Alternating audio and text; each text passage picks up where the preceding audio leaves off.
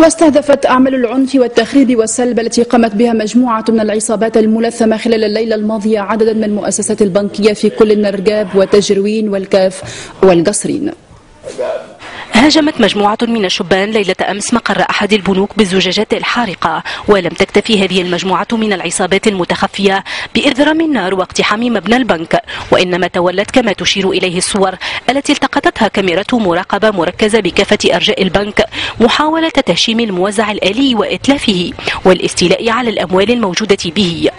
أيدي هذه العصابات الملثمة عبثت بمحتويات البنك، بل وتعمدت دون اعتبار المصالح الوطنية إتلاف كل ما طالته أيديهم من وثائق بنكية خاصة بالمواطنين، وتهشيم أجهزة الكمبيوتر والآلات الحاسبة وكافة التجهيزات الإدارية لهذه المؤسسة البنكية. فهذا الطفل الذي لم يتجاوز سن 20 اقتحم المبنى ودون وعي منه يسعى وكما تبرزه الكاميرا إلى الاستيلاء على ما قد تطاله يده من أموال، فيما تواصل المجموعة الملثمة عمليات السلب والتحطيم والعبث بمحتويات البنك التي هي ممتلكات عمومية.